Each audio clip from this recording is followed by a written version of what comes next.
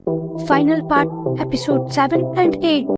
ये story start होती है 7 साल पहले से, जब किलोए एक स्टूडेंट थी और डॉक्टर करण और डॉक्टर फिएट एक इंटर्न थे हॉस्पिटल में। रात का वक्त था जब फिएट अपनी फैमिली के साथ ट्रिप पर जा रहा था। जैसे ही वो हॉस्पिटल के दरवाजे से बाहर जाने वाला होता है, किलोए को स्ट्रेचर पर बुरी हालत में हॉस्पिटल में लाया जा रहा होता है। उसकी नजर किलोए पर एक दफा पड़ती है, पर वो आगे बढ़कर अपनी फैमिली के साथ चला जाता है। जब वो ट्रिप से वापस आता है तो वो देखता है हॉस्पिटल में अफरा तफरी मची हुई है। डॉक्टर करण को, जो इंटर्न थी उसके जैसी, उसे टेरेस की तरफ भागते हुए। टेरेस पर एक पेशेंट खड़ी है सुसाइड करने की कोशिश में। वो थी किलोए। फिएट भी टेरेस की तरफ भागता है और देखता है हॉस्पिटल के सारे स्टाफ और डॉक्टर करण किलोए को मनाने की कोशिश कर रहे हैं सुसाइड का ख्याल छोड़ने के लिए। किलोए करण की बात मान जाती है और करण का हाथ थाम रही होती ही है कि अवच ने किलोए पर गोली चला दी, जिसकी वजह से रिवर्स विथ मी। हेलो, खुशामदीद, welcome back to my YouTube channel daydreamer stream. Let's continue the story. Chloe terrace से गिर जाती है। करण उसे बचाने के लिए टेरेस से कूद जाती है और फिएट करण को बचाने के लिए दौड़ता है टेरेस पर।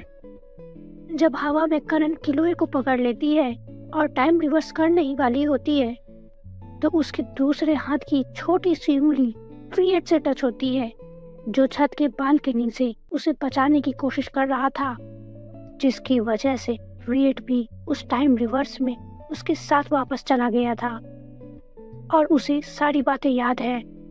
करण के टाइम रिवर्स करने की वजह से हर बार कोई ना कोई इफेक्ट जरूर पड़ता है दूसरों की जिंदगी पर। इस बार था फिएट की फैमिली पर।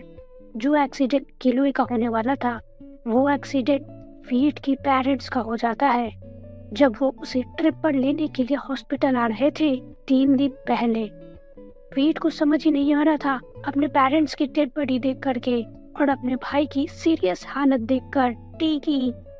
वो तो ट्रिप पर गया था, लेकिन ऐसा कैसे हो सकता है? ये ट्रिप होने से पहले ही उसके पेरेंट्स का एक्सीडेंट हो गया और वो मर गए। उसने तो फोटोज भी खींची थी। वो अपने फोन में सारी फोटोज चेक करता है, लेकिन उसे कुछ भी नहीं मिलता। उसे किलोए का चेहरा याद है, करण का चेहरा याद है, वो टेरेस पे हुई एक्सीडेंट, सारी चीजें याद है, लेकिन उसे समझ ही नहीं आना था ये सारी चीजें हो क्या रही है। उसके पेरेंट्स कैसे मर सकते हैं? वो तो किलोए थी जिसका एक्सीडेंट हुआ था। किलोए का एक्सीडेंट इसलिए नहीं हुआ था क्योंकि करण उसे बचा लेती है ट्रैफिक लाइट्स के बाद, जब वो क्रॉस करने वाली होती है रोड पर। अवच की गाड़ी का एक्सीडेंट फिएट के पेरेंट्स की गाड़ी के साथ हो जाता है, जो हॉस्पिटल पहुंचने वाले होते हैं फिएट से मिलने के लिए। जब उसका भाई हॉस्पिटल में होश में आता है टी, वो ये सारी चीजें एक्सप्लेन करने की कोशिश करता है टी को, पर टी पहले से दर्द और तकलीफ में था, फिजिकली भी और मेंटली भी। रे सुनो ध्यान से, हम लोग अपने मॉम डैड को वापस ला सकते हैं। तुम्हें पता है हम लोग बीच पर गए थे, हमने बहुत सारी फोटोज क्लिक की हैं, पर मुझे यही समझ नहीं आ रहा कि वो टाइम मुझे याद है, वैसा हुआ था, पर मुझे समझ नहीं आ रहा ऐसा कैसे हो सकता है, ऐसा टाइम पीछे कैसे जा सकता है? जो चीजें हम लोग एक्सपीरियंस कर चुके हैं। हम लोग सब बीच पर गए थे, फोटोज क्लिक की थी, ना फोटोज है फोन में हमारे, और ना तुम्हें याद है कुछ भी। टी तुझे याद है क्या? भाई भाई क्या बोल रहे हैं आप? भाई मुझे समझ ही नहीं आ रहा आप क्या बोल रहे हैं। ट्रे बिल्कुल स्ट्रेस में चला जाता है, उसकी बॉडी शेक करने लग जाती है। डॉक्टर बताते हैं कि उसे एक्यूट स्ट्रेस डिसऑर्डर हो चुका है 2017 में, जब ये इंसिडेंट हुआ था। उसके बाद 2024 में जब किलोए हॉस्पिटल में एंटर करती है और अवच उस पर अटैक कर देता है, जो पुलिस के साथ वहां चेकअप के लिए पहुंचा होता है डॉक्टर फिएट। उस वक्त से वो किलोए पर अपनी पूरी निगरानी रखता है, पूरी नजर रखता है। वो क्या करती है, किससे मिलती है, क्या बातें करती है। उसके साथ साथ डॉक्टर करण पर भी उसने कोशिश की थी। एक बार जब प्रोफेसर का बर्थडे था करण से ये पूछने की कि वो क्या टाइम रिवर्सल में यकीन करती है, पर करण उसे इनकार कर देती है। साइंस की दुनिया में इन सब चीजों का कोई वजूद नहीं है। फिएट टाइम रिवर्सल के बारे में जानने के लिए इतना मशगूल हो गया था कि वो हर वक्त करण, किलोए इन सब पे ही ध्यान रखता था। उसने अपने छोटे भाई की हालत को इग्नोर कर दिया था कि वो फिजिकली मेंटली कितना स्ट्रेस्ड है। उसे पैनिक अटैक आ जाते हैं कभी कभी। फिजिकली वो कितना कमजोर हो चुका है। एक दिन जब फिएट किलोए का पीछा कर रहा था, वो टेरेस पर पहुंच जाता है उसका पीछा करते करते, जहाँ पर करण किलोए को कन्फेस कर रही है कि हाँ, वो टाइम रिवर्स करती है। हाँ, उसने 7 साल पहले टाइम रिवर्स करके उसे बचाया था जब उसका हाथ काटना पड़ा था। लेकिन उन दोनों को उस वक्त ये अंदाजा नहीं था कि फिएट छिप कर उनकी बातें सारी सुन रहा है, और हमेशा उन दोनों पर नजर रखने की वजह से उसे पता चल जाता है कि करण की कमजोरी है। अगर उसे चोट लगेगी और खून बहेगा तो वो टाइम रिवर्स नहीं कर सकती, और किलोए से वो बहुत प्यार करती है। उसके लिए वो कुछ भी कर सकती है। इसलिए अभी वो अपने प्लान के मुताबिक 2024 में करण को चाकू मारता है कि करण टाइम रिवर्स ना कर सके। करण उस दर्द और तकलीफ में जमीन पर बैठने की कोशिश करती है। अपनी हिम्मत जुटाकर अपना एक हाथ चोट पर रखती है और दूसरे हाथ से किलोए को कॉल करने की कोशिश करती है, डर और घबराहट के साथ कहीं उसे कुछ हो न जाए। पर किलोए का कॉल लगता नहीं। करण खुद से ही अपने चोट पर बैंडेज कर रही होती है उस दर्द में।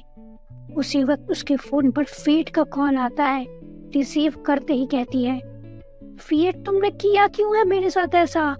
ओहो, अब मजा आएगा ना इस गेम में। फिएट उसे जवाब देता है, रुको, ये आवाज जरा सुनना। किलोए, किलोए, ये तो आवाज किलोए की है। किलोए को क्या हुआ है? सुनो, अगर तुम चाहती हो किलोए सही सलामत रहे तो जल्दी से हॉस्पिटल के पीछे वाली पुरानी वाली बिल्डिंग में आओ। और हाँ सुनो, कोई भी चालाकी करने की कोशिश मत करना। सिर्फ आधे घंटे का टाइम है तुम्हारे पास, जल्दी पहुंचो। करण से चला भी नहीं जा रहा था, लेकिन फिर भी वो जैसे तैसे अपनी हिम्मत जुटाकर जल्दी से हॉस्पिटल के पीछे उस पुरानी वाली बिल्डिंग में पहुंचती है।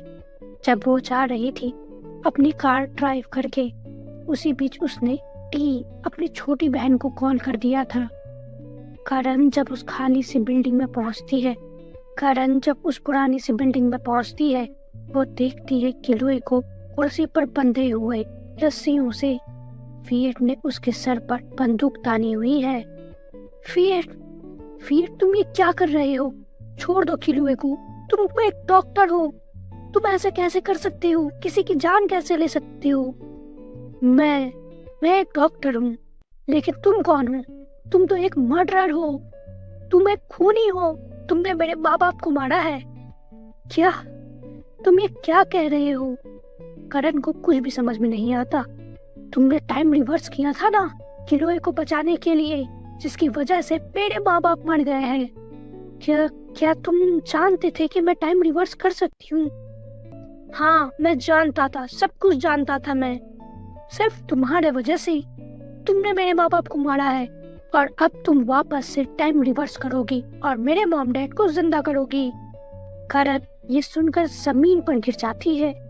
एक मर्डरर, एक तो वो पहले से दर्द में थी उस चोट की वजह से, और किलोए को इस हालत में देखकर उसकी वजह से किसी की जान चली गई है, ये सोचकर ही वो खूब रोने लग जाती है।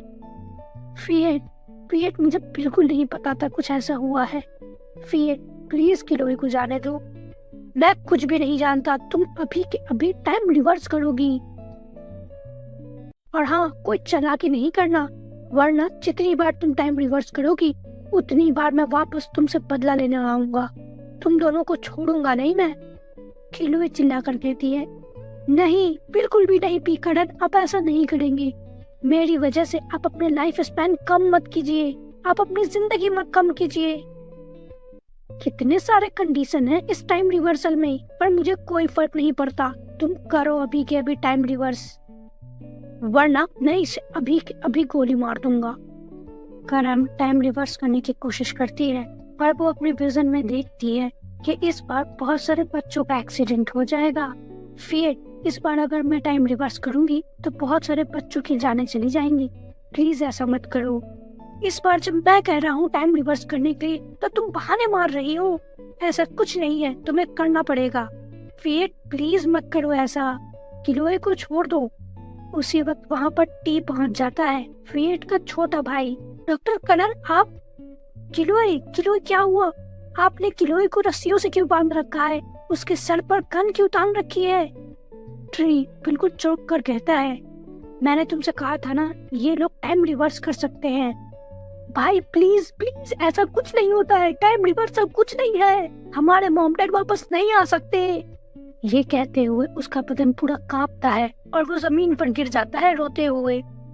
कारण जल्दी से उसे पकड़ती है, कहीं उसे चोट ना लग जाए। देख रही हो मेरे भाई की हालत, ये तुम्हारी वजह से हुई है, सिर्फ और सिर्फ तुम्हारी वजह से। अगर मैं खुश नहीं रहूंगा तो मैं तुम्हें भी खुश नहीं रहने दूंगा करण। वो गोली चलाने ही वाला होता है किलोए पर कि टी, करण की छोटी बहन, वहां पर पहुंच जाती है, जिसके पास टाइम रोकने की पावर है। फ्रीज कर देती है वो सब चीजों को और फिएट के हाथ से वो गन लेकर अपने हाथ में ले लेती है। किलोए को उस रस्सियों से छुड़ाकर वो करण के पास पहुंचा देती है और वो वापस टाइम को फिर से नॉर्मल कर देती है। फिएट चौंक सा जाता है, उसके हाथ से बंदूक कहाँ चली गई। अब वो बंदूक ट्री ने अपने हाथों से फिएट की तरफ तान रखी है। पुलिस आकर फिएट को ले जाती है और वो माहौल वहाँ पर शांत हो जाता है। करण वहीं जमीन पर बेहोश हो जाती है, किलोए के पांव में ही। अपने चोट की वजह से करण को हॉस्पिटल लाया जाता है। वहाँ ट्रीटमेंट के बाद वो बिल्कुल ठीक हो जाती है। ट्री, फिएट का छोटा भाई, खुद को कमरे में बंद कर लेता है अकेला। फिएट को जब पुलिस अरेस्ट कर ले जाती है, ट्री बहुत ही डिप्रेशन और एंजाइटी में था। वो टॉयलेट क्लीनर पी लेता है, जिसकी वजह से उसकी हालत बहुत खराब हो जाती है और उसे एडमिट करना पड़ता है हॉस्पिटल में। फिएट जब हॉस्पिटल विजिट करने आता है अपने छोटे भाई को, हॉस्पिटल में जो बहुत ही सीरियस हालत में हॉस्पिटल के बेड पर लेटा हुआ है और उसके बेड के साइड में मीमू बहुत रो रही है। करण और किलोए एक दूसरे का हाथ थामकर उस हॉस्पिटल में पहुंचते हैं ट्री से मिलने के लिए। फिएट से करण कहती है, अगर तुम चाहो तो मैं टाइम रिवर्स कर सकती हूँ, ट्री को वापस ठीक कर सकती हूँ। जो हो गया पहले उन सबको भुलाकर हम आगे बढ़ सकते हैं आगे। फिएट मान जाता है। तीनों एक दूसरे का हाथ पकड़ के, करण, किलोए और फिएट। करण टाइम रिवर्स करती है। वहाँ पर जब किलोए अपने पापा के कमरे में वापस जा रही थी करण से बात करने के बाद, तीन एक दूसरे के पास एक जगह हॉस्पिटल में मिलते हैं। किलोए करण को गले से लगाती है और फिएट उन दोनों को देखकर गर्दन हिलाकर अपने भाई को फोन करता है, चल ट्री, हम दोनों साथ में डिनर करते हैं। भाई क्या हुआ है? ट्री कॉल पर कहता है, कुछ भी नहीं, बस आज मन किया हम दोनों साथ में डिनर करेंगे। तीनों अपने पुराने खिले सिक्के भुलाकर वापस आगे बढ़ने लगते हैं। किलोए अपने पापा के कमरे में जाती है, जहाँ पर उसके पापा को होश आ चुका है। पापा आप कैसे हैं? मैं बिल्कुल ठीक हूँ। किलोए बेटा, थक गई हो? नहीं पापा, मेरी बेटी होने पर थक गई हो क्या? आई एम सॉरी बेटा, मैं हमेशा सोचता था जो मैं कर रहा हूँ या सोच रहा हूँ तुम लोगों के लिए वही सही है, पर ऐसा बिल्कुल भी नहीं है।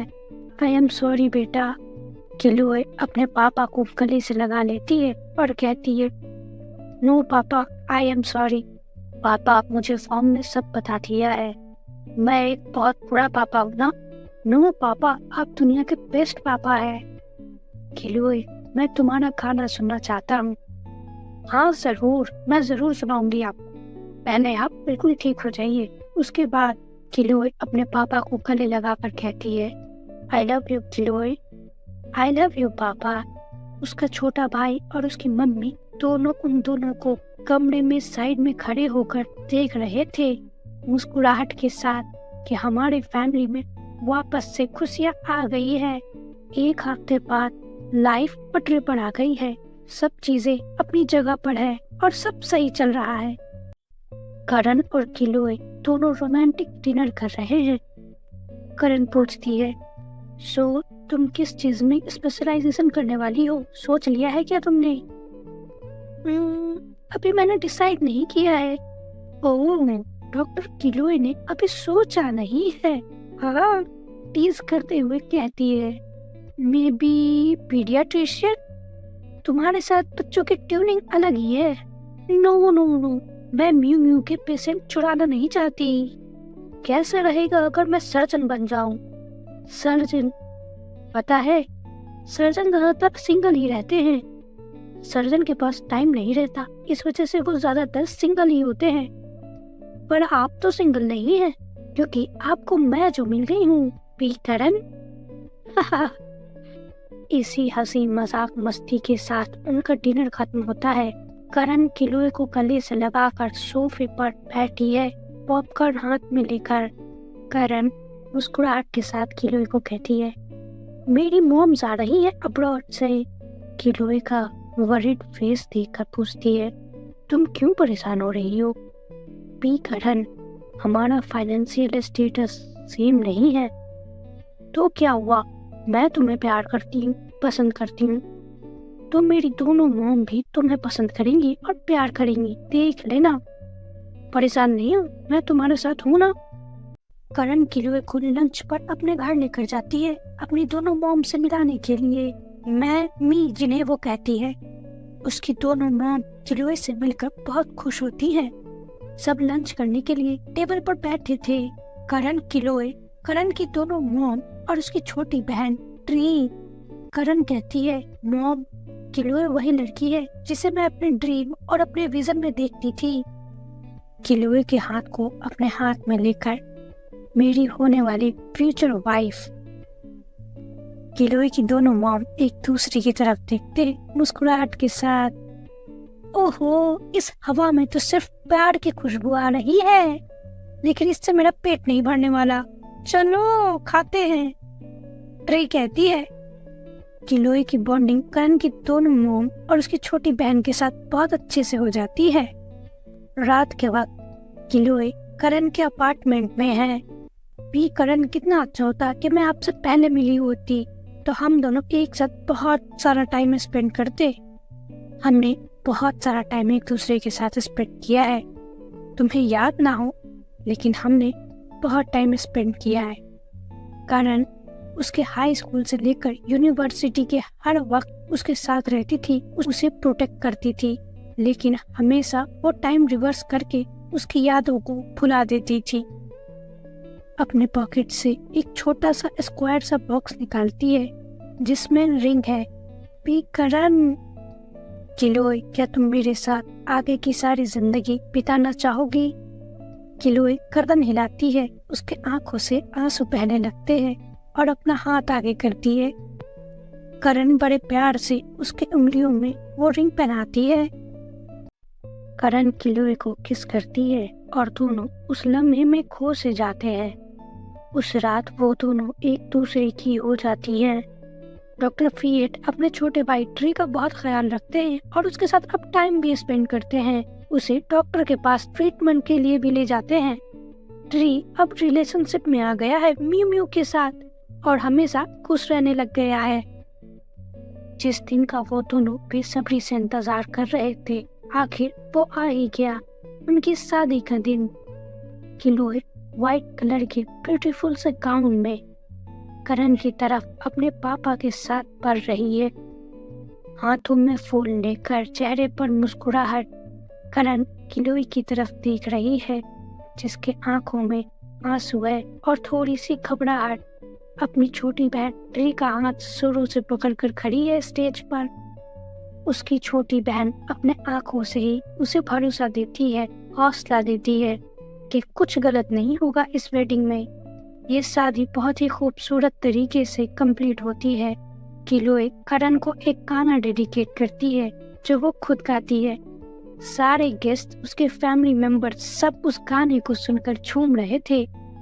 ये है हैप्पी एंडिंग किलोए और करण की लव स्टोरी की।